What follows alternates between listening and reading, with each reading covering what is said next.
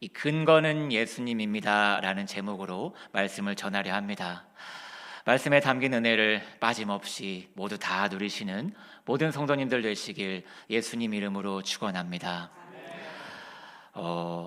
성도 여러분, 쉽게 대답하기 어려운 질문들이 많이 있습니다.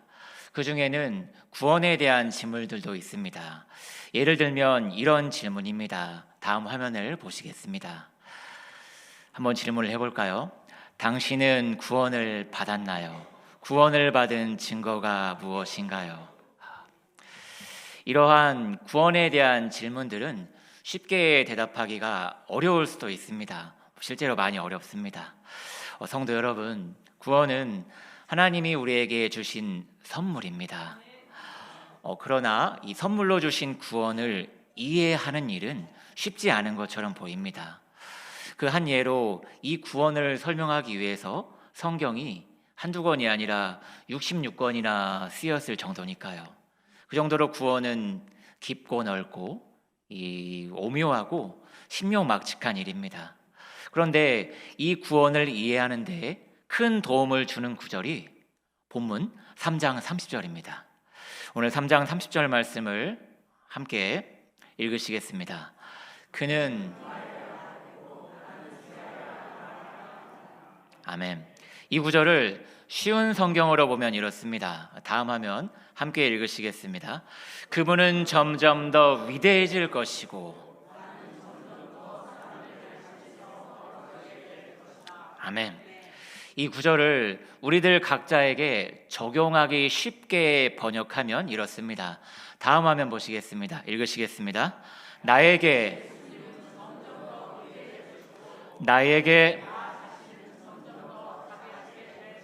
아멘. 바로 저 문장이 구원을 이해하는 데 큰 도움을 줍니다. 성도 여러분, 구원을 잘 이해하기 위해서는 두 가지가 필요합니다. 첫째로 나에게서 예수님이 점점 더 커지는 것입니다. 내 안에서 예수님이 커질수록 구원을 이해할 수 있습니다.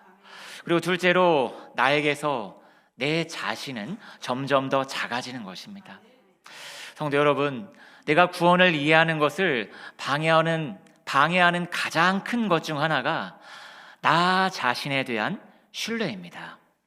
그러므로 구원에 대한 근거를 나에게서 찾지 않는 만큼 구원을 더 이해하게 됩니다. 정리를 하면요, 내 안에서 예수님이 커지시는 만큼 그리고 내가 작아지는 만큼 구원에 대한 이해가 깊어지게 됩니다. 늘 기억하시기 바랍니다. 우리 하나님 아버지는 우리에게 구원이라는 선물을 이미 주셨습니다. 이 사실에 대한 확신을 오늘 말씀을 통해서 더 깊게 얻게 되시길 예수님 이름으로 축원합니다. 구원에 대한 이해를 돕기 위해서 영화의 예를 잠깐 들겠습니다. 좀 지난 어벤져스라는 영화가 있습니다. 이 영화에는 많은 세계관과 많은 인물들이 등장하는데요. 그 중에서 이 토르라는 신이 등장합니다. 저 인물이 영화 속에서는 토르라는 신입니다. 그런데 저 영화는 신을 이런 식으로 표현합니다. 다음 화면 보시겠습니다. 저렇게 이 특별한 능력은 있지만 다른 부분은 평범한 존재로 표현합니다. 이 토르는 영화 속에서는 번개를 다루는 특별한 능력을 가졌고요. 몸도 상당히 튼튼합니다.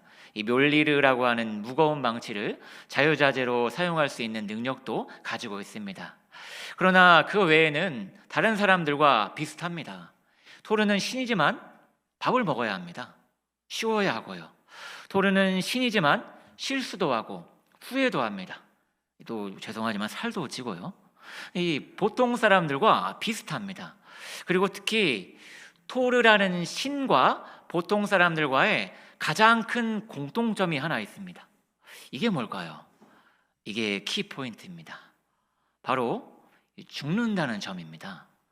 천둥의 신 토르는 영화 속에서 언제 어떻게 죽을지 모르는 존재로 그려집니다. 그런데 성도 여러분, 우리 예수님이 2000년 전 사람들에게는 어떻게 보였을까요? 어쩌면 토르와 비슷하게 보였을 것입니다. 예수님은 능력은 있으셨지만 그 외에 다른 부분은 이 평범한 보통 사람으로 보였을 것입니다. 능력은 있으시나 음식도 드셔야 하고 물도 마셔야 합니다. 잠도 주무셔야 하고요. 예수님도 능력은 있으시지만 화도 내시며 울기도 하시는 보통 사람으로 보였습니다. 토르처럼요. 그래서 요한은 예수님이 완전히 다른 분이심을 알리고 싶었습니다. 예수님에게만 있는 특별한 점을 확실히 알리고 싶었습니다.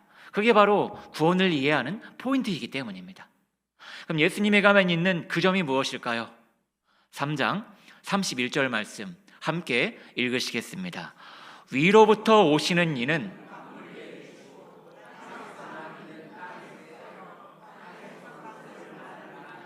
하늘로부터 오시는 이는 아멘.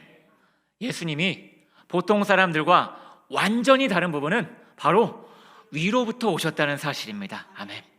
다음 화면 함께 읽으시겠습니다. 예수님이 사람들과 다른 점은 예수님은 위로부터 오셨다는 사실입니다. 아멘. 요한은 본문 31절부터 36절을 통해서 예수님에 대한 설명을 4가지를 합니다. 4가지를 보면요, 첫째로 예수님은 직접 보신 하늘의 것을 증언하신다.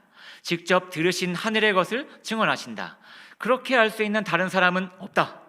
그리고 둘째로 예수님은 하나님의 말씀을 하시는 분이다. 하나님의 말씀을 전해주시는 정도가 아니라 예수님의 말이 곧 하나님의 말씀이다. 그렇게 할 수 있는 사람은 세상에 또 없다. 그리고 셋째로 예수님은 성령을 한량없이 받은 분이다. 성령을 그렇게나 받은 분은 세상에 또 없다. 마지막 넷째로 예수님에게만 영생이 있다. 영생을 주시는 유일한 분이 예수님이시다. 그런 분은 세상에 또 없다. 이렇게 예수님에 대한 4가지 얘기를 합니다. 그런데 이 4가지 얘기에는 공통점이 있습니다. 바로 하늘, 저 위와 관련이 있다는 점입니다. 예수님이 하늘의 일을 증언하신다. 예수님이 하늘에 계신 하나님 말씀을 하신다. 그리고 성령을 받는 일도 보통은 하늘로부터 받는다 생각합니다. 그리고 특히 영생은 보통 하늘에서의 영원한 삶을 생각합니다. 그래서 요한은 그 당시 사람들에게 예수님에 대해서 모두 하늘과 관련이 있는 설명을 한 것입니다. 요한은 예수님이 땅 위를 사는 보통 사람들과는 완전히 다른 위로부터 오신 분임을 강조하려는 것입니다. 성도 여러분, 예수님은 마치 영화에 나오는 천둥의 신 토르처럼, 그리스 신화에 나오는 수많은 신처럼 특별한 능력은 있으나 다른 부분은 사람들과 비슷한 그런 수준의 분이 아닙니다. 예수님이 유일하게 위로부터 오신 분이십니다. 이 사실에 집중할 때 구원에 대한 이해가 깊어집니다. 성도 여러분, 오늘 본문을 요한복음의 흐름 속에서 해석하면 이렇습니다. 들어보시기 바랍니다. 반말입니다. 땅 위에서 태어난 너희는 땅에 속한 사람이었다. 너희는 예수님을 생각하는 것이 불가능한 사람이었다. 예수님을 우연이라도 떠올릴 수가 없는 사람이었다. 땅에 속한 너희는 예수님에 대한 필요성을 느낄 수조차 없었고 예수님에 대한 어떠한 개념 자체도 가질 수가 없었다. 어떻게 땅에 속한 너희의 머릿속에 위에 계신 예수님을 떠올릴 수 있겠느냐? 우연으로라도 예수님에 대한 호기심조차 가질 수 없는 것이 너희였다. 즉 너희가 너희 힘으로 구원을 받아내는 것은 원천적으로 불가능했다. 그래서 위에 계신 예수께서 너희에게로 내려오신 것이다. 너희가 그분에게 올라간 게 절대 아니다. 그분이 너희에게로 내려오셔서 너희를 구원해 주신 것이다. 이 사실을 믿어라. 할렐루야. 성도 여러분, 구원이라는 단어의 의미가 무엇일까요? 그 의미는 어려움에서 건짐, 고통에서 구해줌, 절망에서 꺼내줌, 이런 의미도 있습니다. 그러나 이런 의미는 세상 사람들도 원하는 구원입니다. 그러나 예수께서 선물로 주신 구원의 1차적인 의미, 본질적인 의미가 무엇일까요? 바로 하나님 없이 사는 삶에서 건져주셔서 하나님과 함께 살게 되는 것이 구원입니다. 하나님과 화목하며 하나님께 자발적으로 순응하며 하나님께 기쁨으로 순종하고 하나님께 동행하는 것, 이것이 구원입니다. 그리고 이 구원을 땅에 속한 자들은 꿈도 꿀 수 없습니다. 하나님과 함께 사는 것에 대한 어떠한 관심도 호기심도 필요성도 갖는 것 자체가 불가능합니다. 그리고 우리도 그랬습니다. 우리가 언제 예전에 우리도 하나님에게 대해서 관심도 없었습니다. 우리가 그랬습니다. 우리의 머릿속에는 하나님에 대한 개념조차 아예 없었습니다. 왜 그랬을까요?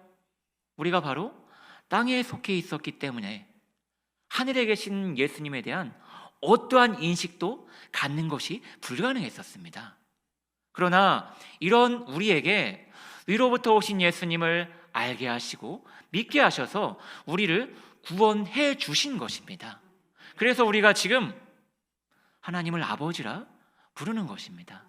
구원을 받았기 때문에 하나님이 기쁨이 되는 것을 삶의 목표로 삼게 된 것입니다. 예수께서 우리를 구원해 주셨기 때문에, 그래서 우리는 우리의 지난주의 삶을 돌아보면서 후회도 하고 부끄러워도 하고 회개도 하면서 다시 하나님과 함께 사는 삶을 추구할 수 있는 것입니다. 지난 목요일 며칠 전에 어떤 강연을 조금 봤습니다. 제목은 이렇습니다. 다음 화면 보시겠습니다.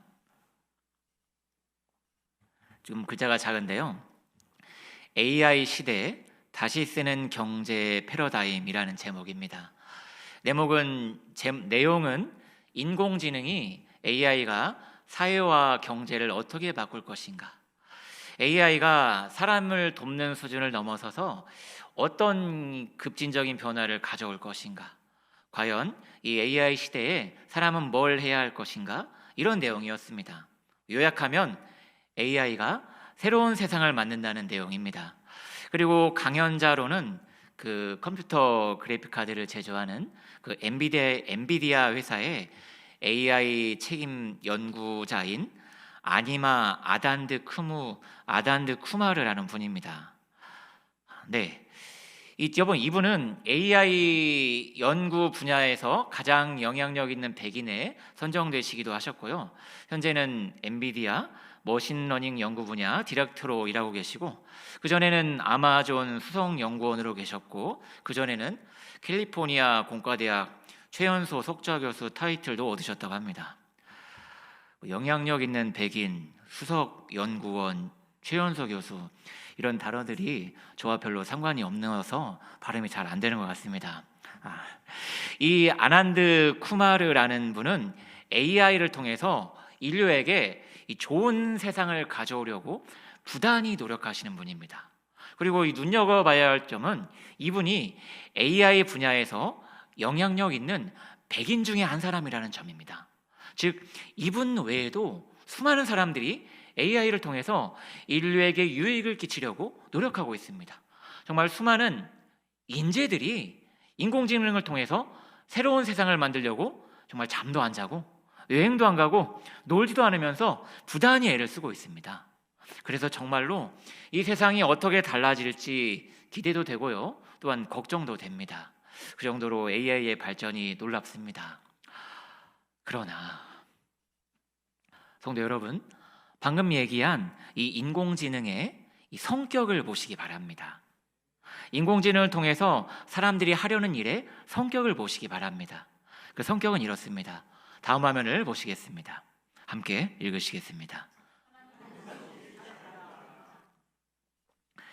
AI를 잘 활용해서 하나님 없이 잘 살아보자, 이것입니다. AI를 더더욱 발전시켜서 하나님의 도움을 구하지 않아도 되는 세상을 우리가 만들어보자, 이것입니다. 성도 여러분, AI뿐만이 아니라 산업혁명, 르네상스, 인터넷, 과학기술, 생명공학, 우주공학, 문화, 교육, 예술, 이 모든 일들은 인류를 이롭게 하고 더 나은 세상을 만들려는 진심과 열심 위에서 발전해왔고 발전할 것입니다. 그러나 이 모든 일의 성격은 동일합니다. 하나님 없어도 우리 사람이 할 수 있다. 하나님 없어도 우리가 한번 잘해보자. 하나님이 없어도 되는 새로운 세상을 우리가 만들어보자. 성도 여러분, 세상에는 많은 새로운 일들이 생겨왔습니다. 그리고 지금도 새로운 세상이 올 것만 같습니다. 그러나 그 모든 세상 일들의 성격은 똑같습니다. 예전이나 지금이나 똑같습니다. 하나님 없이 잘해보려고 애썼던 아담, 하나님 없이 행복을 찾으려고 했던 노아 시대의 사람들, 하나님 없이 살아보려고 부단히 애를 썼던 구약과 신약 시대의 백성들, 그리고 지금 시대도 마찬가지입니다. 겉으로 보기에는 세상이 발전하는 것 같고 새로운 세상이 올 것 같고, 그러나 그 속성은 똑같습니다. 하나님 없이 잘해보자, 하나님께 기도하지 않아도 되는 세상을 만들어보자, 하나님 없어도 충분히 행복한 세상을 우리 사람들이 만들어내보자. 이 내용을 한 줄로 요약하면 이렇습니다. 다음 화면 함께 읽으시겠습니다. 세상은 절대로 세상은 절대로 하나님께 항복하지 못합니다. 어떤 어려운 일, 끔찍한 일, 전쟁, 전염병, 절대로 하나님께 항복하지 못합니다. 세상은 마지막 날까지, 예수님 다시 오시는 날까지 하나님께 항복하지 못하며 끊임없이 하나님이 없어도 살만한 세상을 만들기 위해서 끝까지 노력할 것입니다. 그리고 중요한 건 이 점입니다. 우리도 그랬습니다. 우리도 하나님에게 항복하는 것이 불가능했던 사람들입니다. 우리도 하나님 없이 사는 것이 편했던 사람들입니다. 이런 우리를 하나님이 은혜로 구원해 주셨다고 요한복음은 주구장창 말하는 것입니다. 그래서 우리는 하나님의 은혜로 구원을 받아서 다른 사람이 되었습니다. 어떤 사람이 되었을까요? 3장 30절 아래에 있는 노란색 글씨를 함께 읽으시겠습니다. 나에게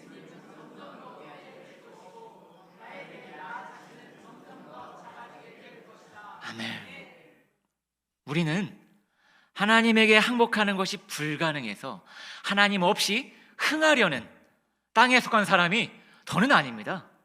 우리는 예수님에게 항복할 수 있게 된 새로운 존재들입니다.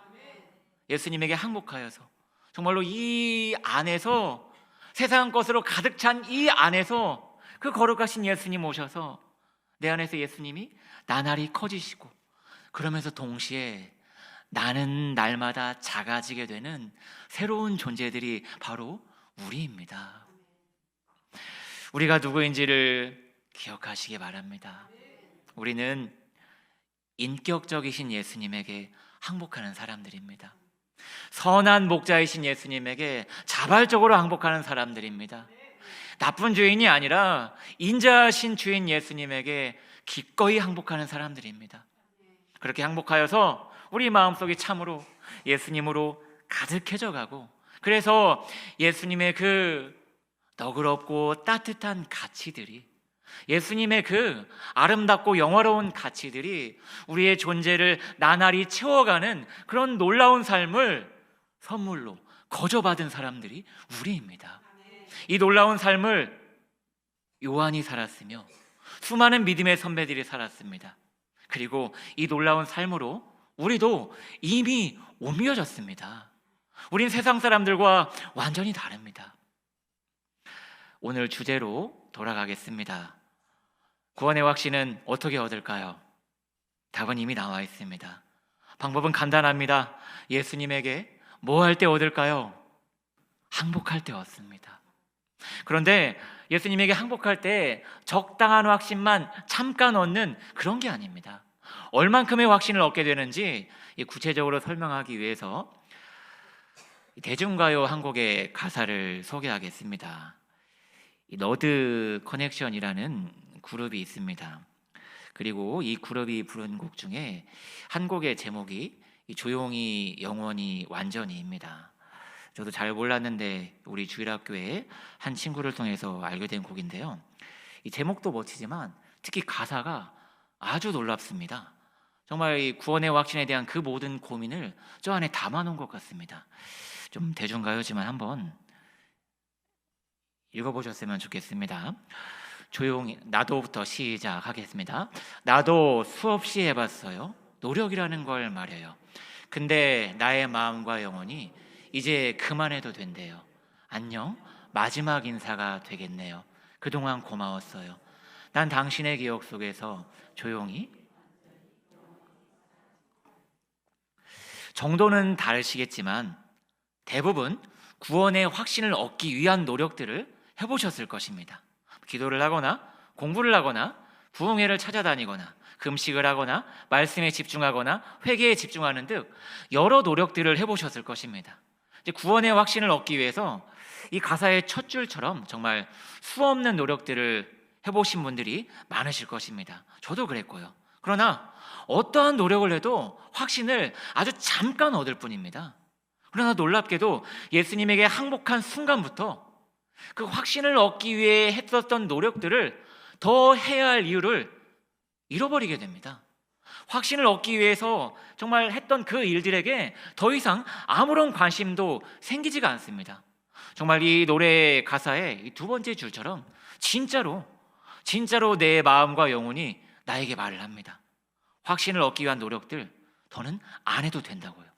그리고 세 번째 줄에 나온 것처럼 예수님에게 항복하면 이런 고백을 하게 됩니다. 옛사람아, 내 힘으로 구원의 확신을 얻으려 무진장 애를 썼던 옛사람아, 이젠 안녕. 마지막 인사를 할게. 너를 다시는 찾지 않을 거야. 그 외 네 번째 줄처럼 나는 이제 옛사람의 기억들을 다 잊을 거야. 내 힘으로 구원의 확신과 증거를 만들어내려고 애썼던 기억들, 내 힘으로 있지도 않은 기쁨을 억지로 만들어내서 구원의 기쁨이 있는 것처럼 애를 썼던 그 모든 기억들, 이제는 모두 다 조용히, 완전히, 영원히 잊을 거야. 정말 이 가사를 보면서 너무 놀랐습니다. 성도 여러분, 예수님에게 항복하면 이 가사의 고백의 수준, 그 정도의 넘치는 구원의 확신을 얻게 됩니다. 성도 여러분, 정말 구원의 확신에 대한 고민은 필요한 고민입니다. 혹시 고민이 있으시면 그냥 넘기지 마시고 고민하시기 바랍니다. 그러나 어떠한 노력을 해도 일순간의 확신만 얻을 뿐입니다. 그러나 그 고민에서 정말로 완전히 영원히 벗어나길 원하시나요? 그렇다면 예수님에게 항복하시기 바랍니다. 세상 사람들은 예수님에게 항복하는 것 불가능합니다. 그러나 우리는 할 수 있습니다. 그럼 이제 적용입니다. 예수님에게 항복하는 것 참 중요한데요. 예수님에게 항복하는 그 구체적인 방법이 무엇일까요? 내 마음속에서 예수님은 나날이 위대해지며 나는 나날이 작아지게 되는 그 구체적인 방법이 무엇일까요? 그 방법이 바로 오늘 설교의 제목입니다. 그 방법은 근거를 예수님에게만 두는 것입니다. 설교 초반에 말씀드렸던 두 가지 질문을 다시 보시겠습니다. 저 질문은 참으로 중요한 질문입니다. 저 질문은 그냥 넘길 수 없습니다. 우리는 1대1로 저 질문에 대한 대답을 해야 할 것입니다. 그러나 저 질문들은 잘못 이해하면 함정에 빠지기 쉽습니다. 바로 구원에 대한 근거를 나에게서 찾게 되는 함정입니다. 그 함정에 빠지지 않는 올바른 대답은 이렇습니다. 다음 화면 보시겠습니다. 제가 질문을 읽으면 성도님들 하얀색 대답을 해주시면 감사하겠습니다. 당신은 구원을 받았나요? 아멘. 구원을 받은 증거가 무엇인가요? 아멘. 성도 여러분, 잊지 마십시오. 저 대답들은 주어가 모두 예수님입니다. 내가 아닙니다. 당신은 구원을 받았나요? 네, 내가 구원을 받아냈습니다. 내가 얻어냈고 내가 획득했습니다. 이런 대답이 아닙니다. 예수님이 나를 구원하셨습니다. 이렇게 구원받은 근거를 예수님에게만 두는 것이 올바른 대답입니다. 두 번째 질문도 마찬가지입니다. 구원을 받은 증거가 무엇인가요? 그 증거를 나에게서 찾지 않습니다. 내가 구원을 받은 증거는 나에게 없습니다. 십자가에서 날 위해 죽으신 예수님, 그분이 증거입니다. 내가 아니라 그분에게 있습니다.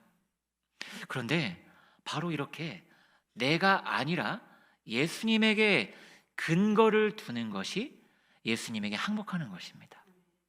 성도 여러분, 하나님은 우리를 새로운 존재로 바꿔놓으셨습니다. 구원에 대한 모든 근거를 나의 열심과 진심과 성취, 노력 그런 것이 아니라 예수님에게만 두는 사람들로 바꿔놓으셨습니다. 그리고 구원뿐만이 아닙니다. 구원의 근거 말고도 우리 존재의 근거, 삶의 근거, 그 모든 근거를 예수님에게 두는 사람들이 바로 우리들입니다. 질문을 드리겠습니다. 성도 여러분은 왜 세상을 살아도 될까요? 여러분 도대체 왜 숨을 쉬어도 되나요? 여러분이 이 세상에 존재해도 되는 이유가 뭔가요? 여러분이 뭐길래 오늘 하루를 살아도 되는 건가요? 여러분이 뭐길래 생각을 해도 되고 말을 해도 되고 움직여도 되는 건가요? 여러분이 이 세상에 존재해도 된다고 여기게 만들고 이 세상을 살아가도 된다고 여기게 만드는 근거가 무엇인가요? 이 질문에 대해서 세상 사람들은 이렇게 대답합니다. 우리 애들에게는 내가 필요해. 그래서 난 사는 거야. 나는 우리 애들 때문에 살아. 나는 소중한 사람이야. 그래서 나는 세상을 살아도 돼. 나는 꿈이 있어. 그래서 세상을 열심히 사는 거야. 나는 능력이 있고 다른 사람들을 도울 수 있어. 그래서 나는 세상에 꼭 필요한 사람이야. 이렇게 대답합니다. 자기 때문에, 자기가 이 세상에 존재해도 되는 근거, 이 세상을 살아도 되는 근거, 그 근거를 자기에게서 찾거나 자녀에게서 찾습니다. 그러나 우린 다릅니다. 우리는 이렇게 대답합니다. 나는 예수님이 계시기 때문에 세상을 살아도 돼. 나는 예수님이 계시기 때문에 숨을 쉬어도 되고 움직여도 돼. 나는 예수님이 계시기 때문에 이 눈으로 세상을 봐도 되고 이 입으로 말을 해도 돼. 예수님이 계시기 때문에 오늘 하루 웃어도 되고 울어도 돼. 내가 이 세상에 존재해도 되는 근거는 예수님이야. 예수님 때문에 나는 세상을 살아도 돼. 성도 여러분, 여러분에게 지난 한 주를 버티게 한 힘이 무엇이었나요? 또는 마음이 공허하고 아프고 왜 사는지 모르겠고 내가 세상에서 필요 없는 사람 같고 나 없어서 세상은 잘 돌아가는 것 같은데 내가 이 세상에 존재해도 되는지를 모르겠을 그때 여러분을 버티게 하는 근거가 무엇인가요? 바로 예수님이 우리의 근거입니다. 내가 잘했든 못했든 그것과는 상관없이 내가 이 세상에 존재해도 되는 근거는 예수님입니다. 내가 세상에 필요한 사람이든 아니든 그것과는 전혀 상관없이 내가 이 세상에 살아도 되는 근거는 예수님입니다. 특히나 내가 지난 한 주간을 떳떳하게 살았든 아니든 내가 오늘 하나님을 예배해도 되는 근거, 하나님을 아버지라 불러도 되는 근거, 내가 아무리 부끄럽게 살아왔고 내 자신이 실망스럽고 나를 보기만 해도 화가 나는 그런 내가 나의 그 어떤 모습에도 불구하고 하나님 아버지의 영원한 자녀라는 근거, 이 모든 근거는 바로 나에게 있지 않습니다. 위로부터 오신 예수님이 근거입니다. 3장 30절이 말하는 내용은 매우 놀랍습니다. 30절은 말합니다. 하나님이 우리를 거듭나게 하셨다. 어떤 존재로? 모든 근거를 예수님에게만 두는 존재로 거듭나게 하셨다. 삶의 존재, 삶의 근거, 존재의 근거, 구원의 근거, 신앙의 근거, 그 모든 근거를 예수님에게만 두는 존재로 거듭나게 하셨다. 그렇게 모든 근거를 예수님에게 둘 때 그게 바로 예수님에게 항복하는 것입니다. 더 수고하고 노력하고 열심 내고 중요하죠. 그러나 나는 과연 그 모든 근거를 어디에 두고 있나? 내 열심에 두고 있는가? 내가 한 일에 두고 있는가? 예수님에게 두고 있는가? 그 모든 근거를 예수님에게만 둘 때 그제서야 우리 마음속에서 그 너무도 멀리 계셨던 예수님이 내 안에 가득해지십니다. 그러면서 나는 나날이 작아지게 됩니다. 그러면서 그 말로만 듣던 예수님을 누리는 삶이 시작됩니다. 예수님에게 항복할 때 예수님으로 우리가 충만해지면서 정말 예수님으로 부요하고 풍성한 삶, 예수님 때문에 질서가 있고 조화가 있는 삶, 예수님으로 인해서 기쁨이 있고 만족이 있는 삶, 세상은 모르는 예수님을 누리는 삶을 살아가게 됩니다. 바로 이 삶을 바울은 이렇게 말했습니다. 고린도후서 6장 10절 말씀 함께 읽으시겠습니다. 근심하는 자 같으나 항상 기뻐하고, 가난한 자 같으나 많은 사람을 부요하게 하고, 아무것도 없는 자 같으나 모든 것을 가진 자로다. 아멘. 참으로 이런 삶을 살라고 우리를 구원하신 것입니다. 성도 여러분, 모든 근거를 예수님에게 두시기 바랍니다. 자기 자신 보지 마시고요, 예수님에게 두시기 바랍니다. 내가 웃어도 되고 살아도 되고, 정말 내가 그렇게 부끄럽게 살았고 모자라고, 그럼에도 내가 존재해도 되고 예배해도 되는 근거, 나라는 존재가 이 세상에 있어도 충분히 괜찮다는 근거, 나라는 존재가 하나님을 아버지라 불러도 충분히 괜찮다는 근거, 그 모든 근거를 내가 아니라 예수님에게만 두시기 바랍니다. 그리하시면서 한 주간도 예수님으로 충만한 삶 속으로, 충만한 예수님을 누리는 삶 속으로 더 깊이 들어가시는 모든 성도님들 되시길 예수님 이름으로 축원합니다. 함께 찬양하시겠습니다.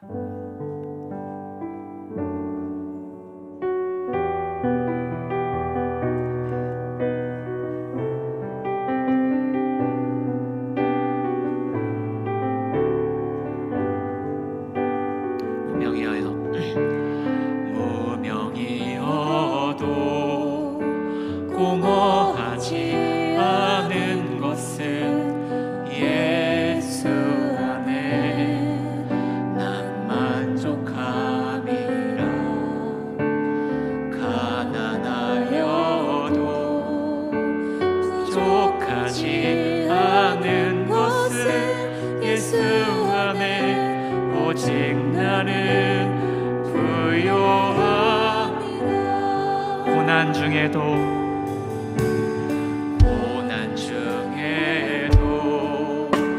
견뎌낼 수 있는 것은 주의 계획 믿기 때문이라. 실패하여도 일어설 수 있는 것은 예수 안에 오직 나는 승리함이라. 난 예수로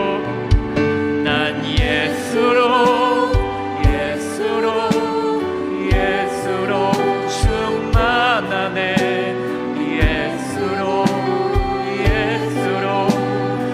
예수로 충만하네. 난 예수로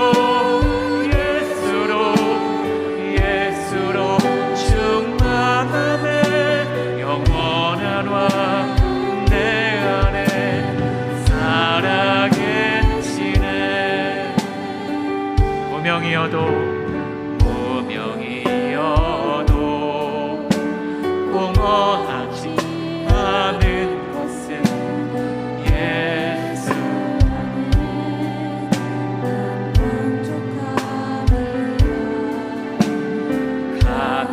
가난하여도 부족하지 않은 것은 예수 안에 오직 나는 부요함이라. 고난 중에도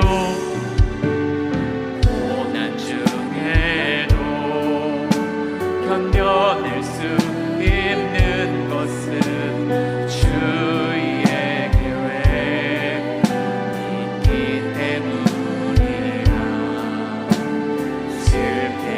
실패하여도 일어설 수 있는 것은 예수 안에 오직 나는 승리하. 내 몸이 약해도 낙심하지 않는 것은, 내 몸이 약해도 낙심하지 않는 것은 예수 안에 난 완전한 화려한 부럽지. 난 예수로 충만하기 때문입니다. 난 예수로 충만함이라. 난 예수로 충만합니다. 예수로 충만함에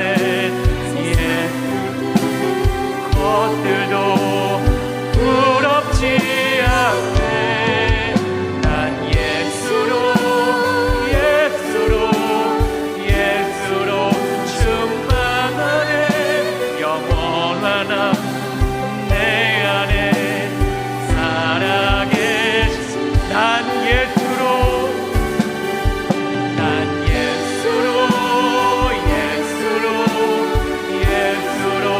충만하네.